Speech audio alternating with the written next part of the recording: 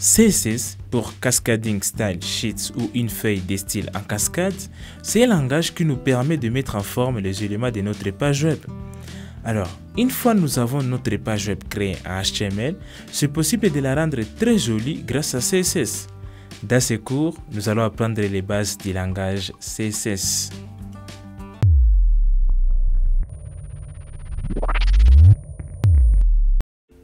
Il existe trois façons d'ajouter les CSS dans notre page HTML.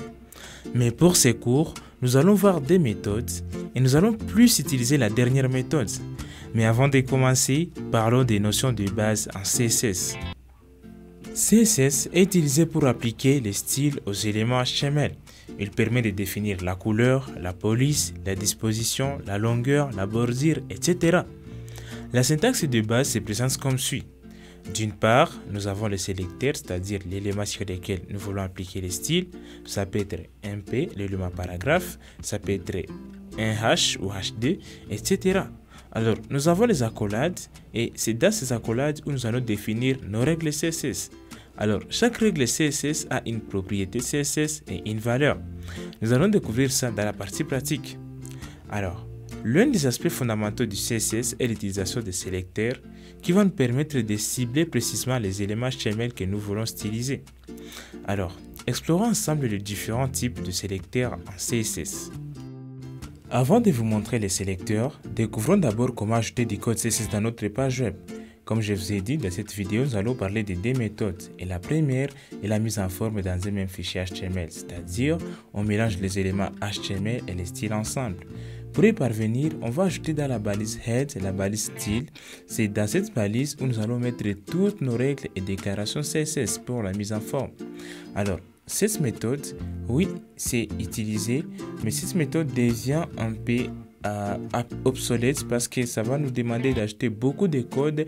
Lorsqu'on mélange le contenu et les codes CSS, ça va être un peu trop grand et ce n'est pas vraiment conseillé. Alors, c'est dans cette balise style où nous allons mettre tout ce qui concerne CSS dans notre page HTML.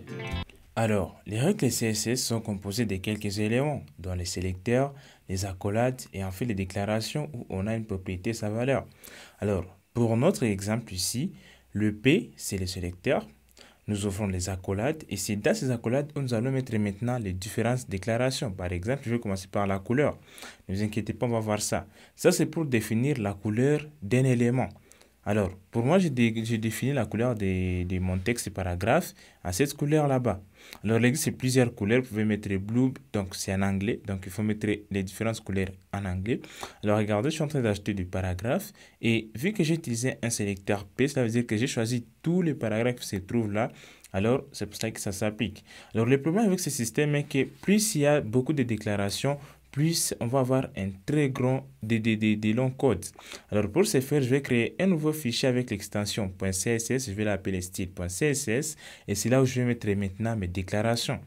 Alors, ce que je vais faire, c'est quoi? Ici, je n'aurai plus besoin de la balise style. Je vais tout supprimer, je n'aurai besoin que des déclarations et des règles. Donc, je vais juste couper ça et je vais coller ça ici. Alors, une fois c'est fait, je vais commenter ces codes ici. Alors, il faut faire CTRL/ pour commenter en HTML, dans chaque langage de programmation avec Visual Studio Code. Et maintenant, je dois lier mon fichier HTML au fichier CSS. Pour ce faire, je vais utiliser la balise link, toujours dans les heads. Et là, lorsque vous tapez link, on va proposer CSS. Alors là, c'est pour le type, c'est les style sheets. Et les href, c'est la référence où se trouve notre fichier CSS. Alors, notre fichier s'appelle style.css et voilà, tout est là. Je vais simplement d'enregistrer et je vais changer. Regardez, ça marche automatiquement. Donc, nous venons de lier notre fichier HTML à notre fichier CSS à notre fichier HTML et là, nous pouvons maintenant écrire nos codes CSS à un seul endroit. Une fois nos codes sont séparés, découvrons maintenant les sélecteurs. Et le premier sélecteur que nous allons voir, c'est le sélecteur d'éléments. Alors, ce sélecteur cible tous les éléments d'un type donné. Par exemple, je vais cibler tous les paragraphes et c'est ce qu'on a déjà fait. Alors, je vais essayer d'ajouter un autre élément HTML. Par exemple, je mets H3 et que je l'appelle voici un titre, par exemple. Alors, pour sélectionner ça en CSS, c'est trop simple. Je vais juste utiliser le nom de l'élément HTML. Donc, je vais juste mettre H3. Et puis, je vais ouvrir les accolades et mettre mes déclarations. Par exemple, je vais changer la couleur.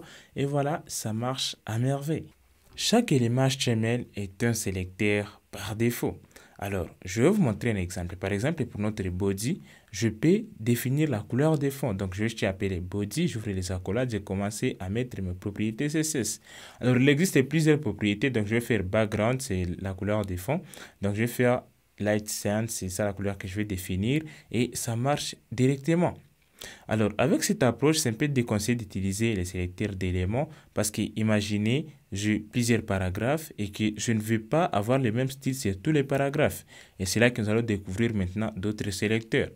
Alors, au lieu d'utiliser les sélecteurs d'éléments, nous pouvons utiliser les sélecteurs des classes. Alors, c'est un sélecteur basé qui cible tous les éléments avec une classe spécifique. Alors, ce que je vais faire, c'est quoi?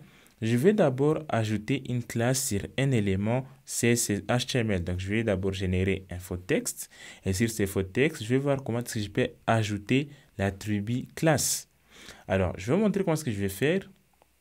Je vais monter un peu. Alors, là, sur P, je vais mettre classe et puis je mets le nom de la classe. Alors, je peux mettre par exemple texte. Alors, je dois maintenant aller sélectionner ça dans CSS. Alors, c'est là que je vais faire style.css. Et là, au lieu d'utiliser les éléments, je vais utiliser plutôt un point et puis le nom de la classe. Et c'est comme ça qu'on fait les sélecteurs des classes. Donc, on commence par un point et puis le nom de la classe qu'on a défini. Maintenant, je peux mettre les couleurs. Color pour white. Alors, background, je vais mettre par exemple, background color, c'est la couleur des fonds. Je vais mettre par exemple black. Donc, le texte sera en blanc et la couleur des fonds en noir. Je peux changer la couleur des fonds, etc. Regardez, ça marche à merveille. Nous venons juste de mettre en forme un seul paragraphe, donner un seul paragraphe spécifique en utilisant les sélecteurs des classes.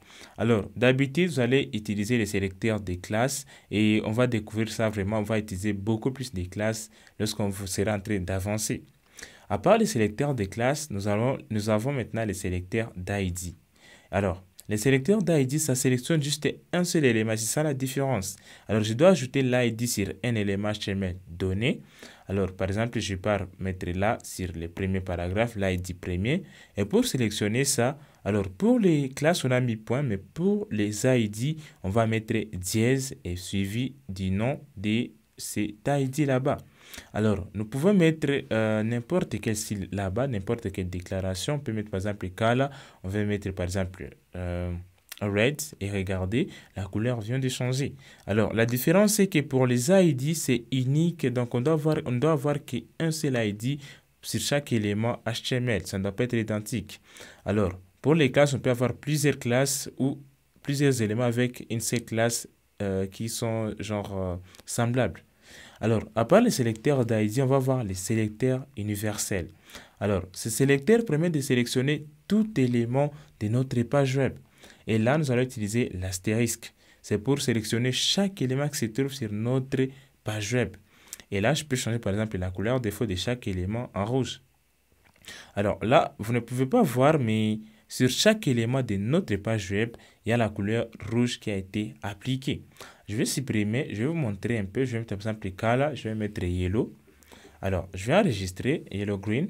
Alors, vous n'allez pas découvrir ça vraiment. Je vais simplement commenter les codes là où j'ai défini les couleurs pour mes textes. Et regardez, il y a les textes qui sont en train de changer des couleurs automatiquement. Donc, ça prend le yellow green parce que par défaut, c'est ce qui est en train d'être appliqué. Alors, je vais commenter ce que j'ai commenté. Alors, là, nous venons de voir les sélecteurs universels. Ça, c'est un sélecteur. Alors, découvrons maintenant d'autres sélecteurs. Ce sélecteur universel, on aura à l'utiliser lorsqu'on va faire les projets. Je vais vous montrer son rôle. Alors, après le sélecteur universel, nous allons voir maintenant le sélecteur en groupe. Donc, le sélecteur groupé en quelque sorte. Alors, il y a des fois, on veut par exemple sélectionner les éléments qui sont groupés. Par exemple, j'ai un H1, j'ai un HD, j'ai un H3 et je vais appliquer le même style sur ces éléments là-bas. Mais comment est-ce que je vais procéder en CSS? Je dois sélectionner ces éléments. Alors, au lieu de faire ça un élément par élément, ça va te prendre beaucoup de temps et tu vas te répéter plusieurs fois. Alors, ce que je vais faire, c'est quoi? Je vais venir ici, je vais faire H1, HD et H3. C'est que là, je viens de sélectionner tous les H1, tous les HD, tous les H3. Et là, je peux maintenant mettre en forme en groupe. Donc, pour chaque titre, je mets en forme. parce que j'ai choisi ça. Au lieu de faire ça un à un, je fais juste une sélection en groupe. Donc, je sépare les éléments par des virgules. Et c'est faisable sur chaque élément HTML et sur chaque classe aussi. Alors, je vous ai dit que les classes ils peuvent être nombreuses ou soit on peut avoir plusieurs éléments HTML avec la même classe. Alors, comment est-ce qu'on peut maintenant choisir un élément avec telle classe?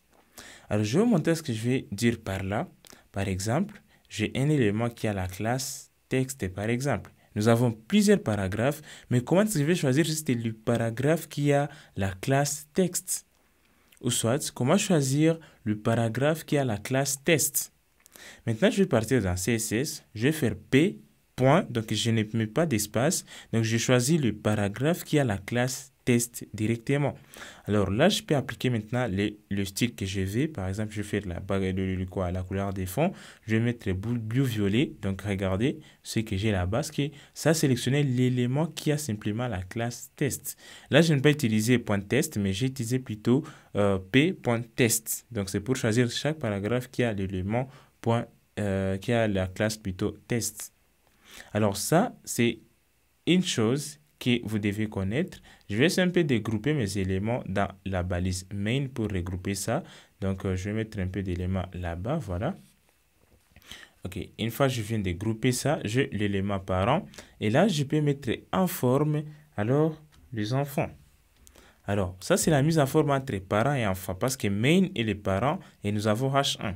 Pour mettre ça en forme, je vais sélectionner d'abord les parents et puis l'enfant. Et puis maintenant, je vais mettre le style de mon choix. Alors, je vais faire par exemple backgrounds et je vais choisir la couleur que je veux, brown. Donc, vu que H1 est l'enfant de main, je fais juste main et puis H1. Alors, et c'est pareil pour chaque sélecteur. Par exemple, tu veux choisir un parent, donc un enfant d'un parent donné. On commence par les parents et puis suivi de l'enfant. Découvrons maintenant les pseudo-classes ou les sélecteurs par pseudo-classe. Alors, ce sont des sélecteurs qui ciblent des éléments dans un état spécifique.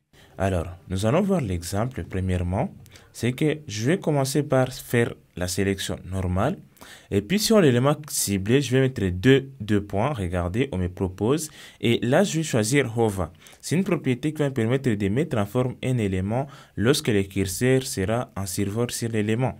Alors, par exemple, lorsque le curseur sera sur l'élément, je vais changer la couleur. Ou soit la couleur des fonds, ça dépend. Alors, je vais vous montrer ça. Je vais choisir la background, la couleur des fonds. Et regardez, quand je mets les curseurs, ça change directement de couleur. Alors, on peut essayer un peu d'appliquer beaucoup de styles sur l'état de cet élément-là. Et nous allons découvrir ça au fur et à mesure que nous serons en train d'avancer. Là, je viens de changer aussi la couleur. C'est que chaque style est applicable dans ces sélecteurs. Après les pseudo-classes, découvrons maintenant le pseudo-élément.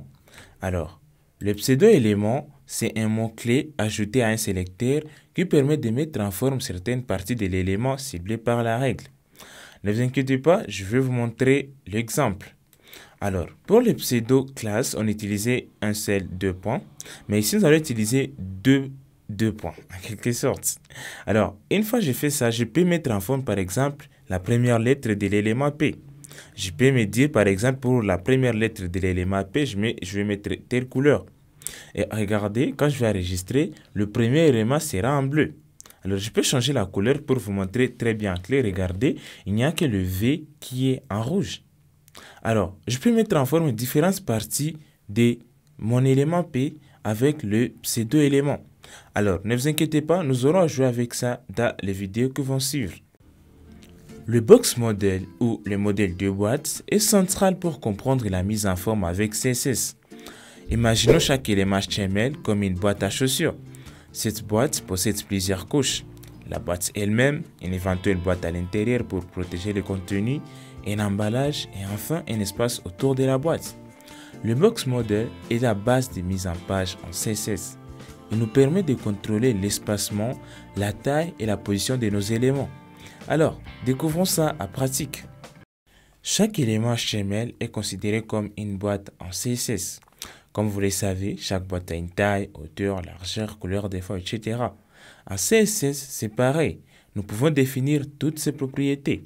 Commençons par sélectionner l'élément HD, H3 plutôt. Alors, cet élément ici, c'est déjà une boîte. Premièrement, nous pouvons maintenant définir différents éléments de cette boîte. Par exemple, la couleur des fonds. Alors, là, j'utilise la couleur en hexadécimal. Deuxièmement, je peux changer la couleur du texte. Ça, c'est pour illustrer ce que je vais faire. Alors, ce que nous allons faire, c'est quoi maintenant? C'est les paddings. Les paddings, c'est l'espace à l'intérieur. Alors, ça a plusieurs variantes. On peut définir l'espace à l'intérieur. Là, je vais arrêter, vous allez voir. Regardez, c'est l'espace entre le contenu, cela veut dire les textes, et la boîte. Nous pouvons définir la bordure.